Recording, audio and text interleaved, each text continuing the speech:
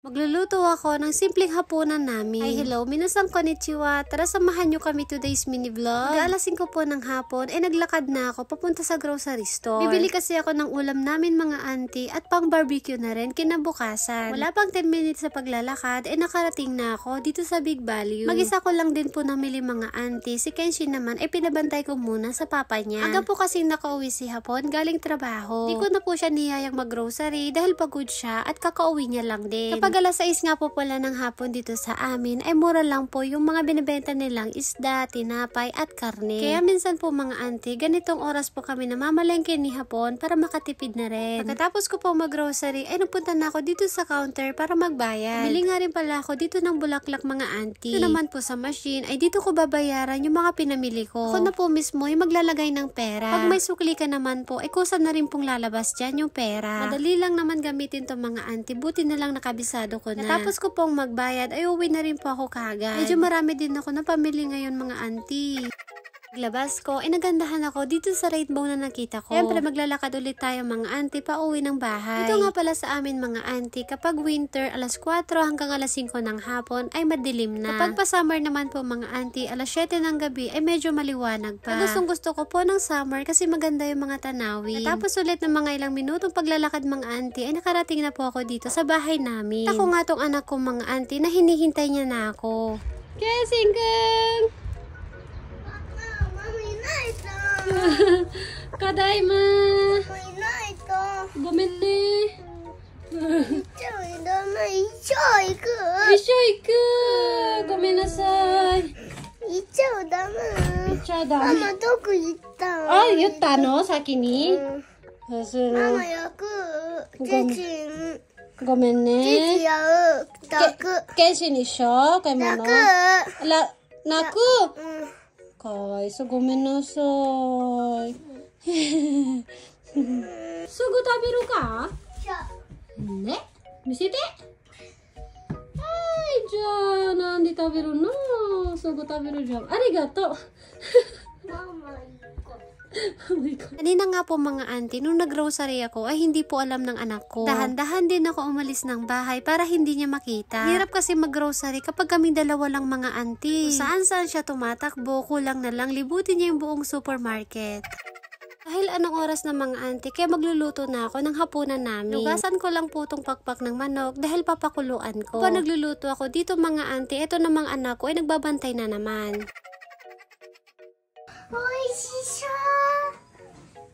Mama, oishi. Bulero talaga tong anak ko mga auntie. Hindi pa ako nagluluto. Sinasabi niya ng masarap daw. Kaya mas lalo talaga akong ginaganahan magluto araw-araw mga auntie kasi tong dalawa kong hapon gusto nila yung mga luto ko. Katapos ko pong malinisan tong isda ihawin ko na po. Ito naman po yung pakpak ng manok na pinakuluan ko. Bago ako magprito ng manok maglalaga muna ako ng okra. Gusto nga po pala to ni hapon mga auntie. Ilalaga ko na po tong okra at magpiprito naman po ako dito ng manok. Kapag magpiprito nga po pala ako ng manok nilalagyan ko po muna to ng harina bago prituhin. Hindi nga po pala mga auntie, hindi ko po pinapakuluan yung manok bago prituhin. Tapos may nabasa pa ako sa comment section na bago prituhin pakuluan muna para mas masarap daw. Lugasan ko nga pala yung okra mga auntie nung naluto na. Diba? Ang ganda ng itsura niya mga auntie, half cook lang po yan. Binaligtad ko na nga rin po pala itong isda na iniihaw ko. Sa mga oras nga po pala na to mga auntie wala po yung dalawang hapon ko. Tingnan ko nga sila dun sa labas, sakto naman nakakarating lang nila. Yung dalawang hapon ko, hindi man lang ako sinama. Pagbaba ni hapon sa sasakyan mga auntie may tinuturo siya. Ungat sa mana ni uncle niyo mga auntie. Sigayo. Grass cutter ko kasi yung tanim niyang bawang mga auntie. Galit nga siya pero hindi naman yung galit na galit. Kasi wala na siya magagawa kasi nag-grass cutter ko na nga. Malay ko bang dahon ng bawang yung naputol ko mga auntie. Gawa na nga po pala ako dito ng salad. Bali naglagay lang po ako dito ng olive oil at saka ng asin. Mas luto na nga rin po pala etong mga tebasaki. Para lumasa mga auntie bumili lang po ako dito ng tebasaki sauce. Itong gusto po to ng dalawa kong hapon dahil masarap yung lasa. Kaya nga lang pala ako dito ng konting sesame seed sa ibabaw. Bumili nga rin pala ako kanina ng maliliit na pusit. Ito na po yung simpleng hapunan namin. Alam yung mga auntie, dito pala sa Japan, kapag nasiserve sila ng isda nasa kaliwa yung ulo. Kailangan ganito yung direction niya mga auntie. Sinabi lang po yan sa akin ni asawang Hapon. Sabi po sa akin ni asawang Hapon, kapag nakabaliktad daw po yung isda, ay hindi daw po yun maganda. Basta yun na po yun mga auntie, sinasabi ko lang po sa inyo yung nalalaman ko. Nakahain na nga ako ng hapunan namin at tinawag ko na rin yung dalawang hapon ko.